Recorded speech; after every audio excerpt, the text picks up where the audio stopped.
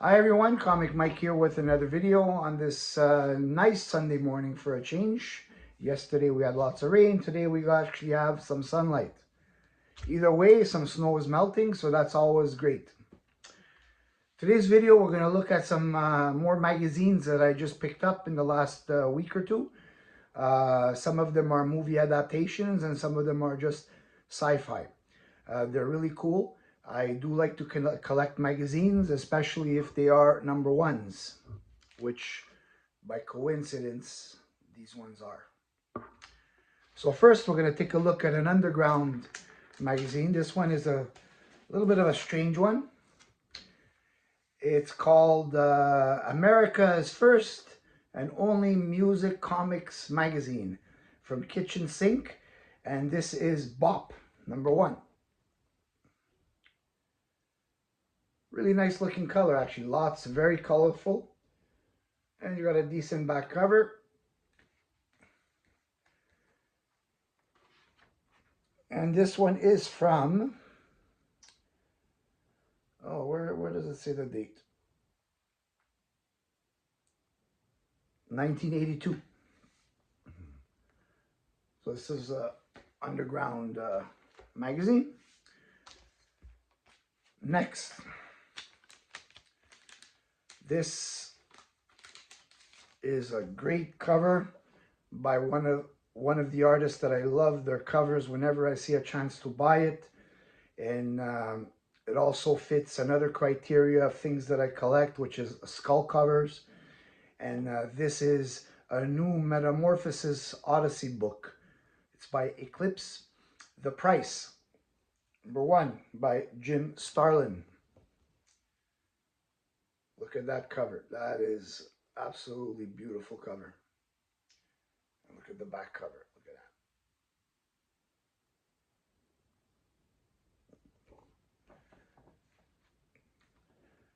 that. I've wanted this one for a long time, but some of these actually, this one is actually pretty expensive. And this is a first printing, and it is from October 1981. You have to check because there are other printings of this, so you want to make sure it's the first printing. So I actually got this one at a pretty decent price. But Jim Starlin, really, really nice covers. Next, The Man of Bronze. Doc Savage, number one, first issue and special.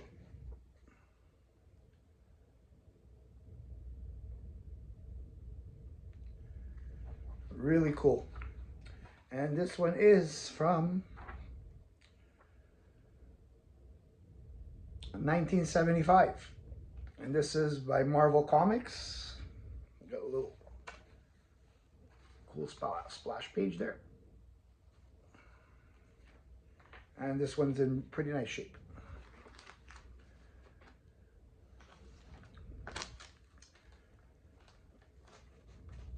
Now, some of these are going to be movie adaptations and some of them are not.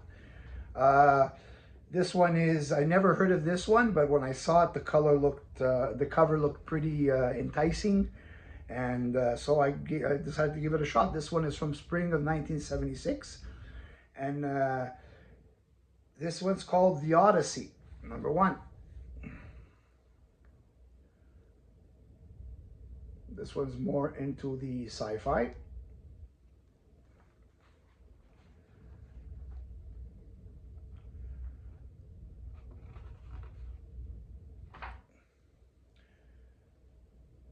An exclusive interview with Zena Henderson. Not familiar with this. Award-winning authors in this issue: Robert Bloch, Theodore Sturgeon, Robert Silverberg, Thomas Scortia. Not familiar with those either.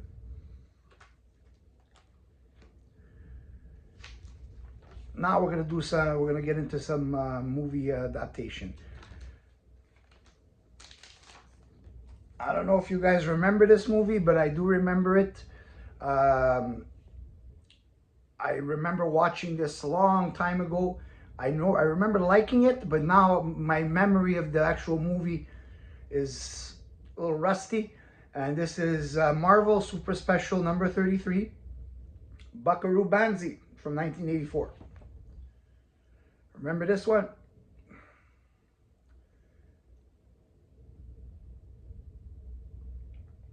And we got some color photos in the back cover.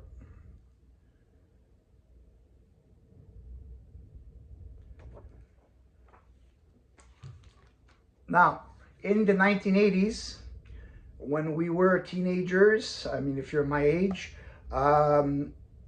we weren't as lucky as the teenagers today with all the different things to do. We did have Atari and ColecoVision, but it wasn't like an obsessive compulsion like people do, like gamers today. We did have that, but one of the things that myself and my friends, we did a lot of was we went to the local video stores, we rented movies, and we watched movies. That was a lot of times our weekends. So that's why in the 80s, whether it was sci-fi, horror, comedy, whenever we always tried to rent as many movies as we could. Now this is from Charlton Productions. This is a movie slash TV show adaptation, and there is a comic book version of this, and that is Space 1999, number 1. Great cover. I have recently watched 1 or 2 episodes on YouTube of Space 1999. I still find it's good. It's made for the time, but it's still a good movie.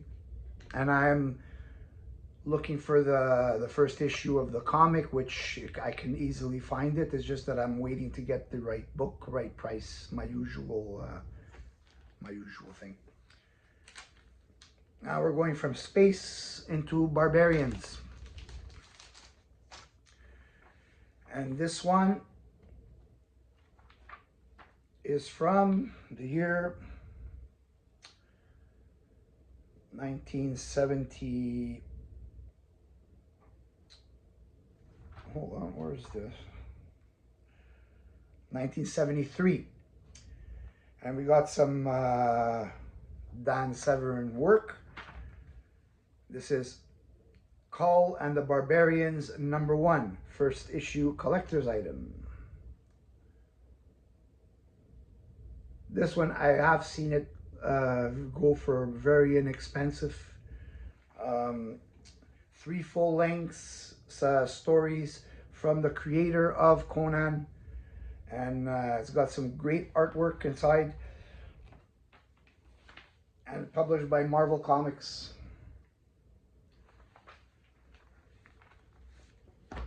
So if you're into Call, Conan, this magazine is for you. Now we're going to go into some James Bond. Now for me, James Bond, I watched movies since I could remember actually watching movies. To me, there are only 2 James Bonds, and that is Sean Connery and Roger Moore. Everybody after that, to me, it's not James Bond. So this is Octopussy, Marvel Super Special number 26. This was a really good movie. You know, these movies at the time that they came out basically made everybody want, especially young boys, we all wanted to be spies because of James Bond. And whatever they've done with him in the last, I would say 10 years, 15 years, it just kills the character. It's like I think they're doing the movies more for money rather than actually creating great movies, great stories, great villains. And that's why people of my age, usually when we talk James Bond, it's always the older movies, 60s, 70s, and 80s. Now, this one, the golden age of comics. Now, I bought this one for one particular reason. There's Frank Frazetta stories in here, and Frank Frazetta is my all-time favorite artist, and he did do some pretty good stories. He created a lot of posters and pictures and art that to this day are always being homaged or replicated. He's just that good. And in here there is reprinted stories of Green Llama, Golden Age character, and Katie Keene. Now, one of the stories in here that's reprinted is Green Llama #1 from 1944. That's a picture of a cover in black and white. Unfortunately, I wish they would have done the back cover in color. But still, that I bought this specifically for the Frank Frazetta. But Green Llama, I wasn't familiar with him, but I'm gonna get familiar with him pretty soon. Once I read this magazine, say Green Llama. He's one of those Golden Age characters that he's like an acquired taste, and people that specifically search for his kind of work in the 40s, it's more fine-tuned collector of specific tastes. Now this one, last one of the video, and this was in the 80s. Probably I would rank it amongst my top 10 movies of all time. I loved this movie when it came out. I remember this movie very well. They've made remakes of it, which to me don't even come close to the original. And I put this movie up like in the Star Wars kind of category for me in how good the story was. And that is Clash of the Titans. This was one of my favorite movies growing up. And I saw this movie many, many times. I even had the toys.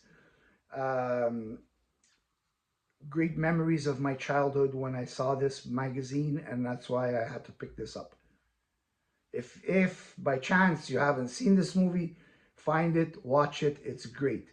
And the creatures and the monsters and the mythology, it was all created by Ray Harryhausen, which if you're not familiar with him, he was the original creator of clay animation, and a lot of the movies that he did, I believe he made the original King Kong, and his technology of the time is what most of the people learning movies in the 70s and 80s, they all took from him.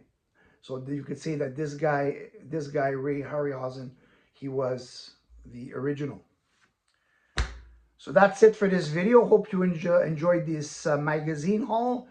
I don't do them too often, but when I do get a batch of really cool magazines, I do like to show them because comics is sort of a gateway to many other hobbies. Unfortunately, I tend to fall into some of those categories. So hope you enjoyed it. Tell me which magazine you thought was cool.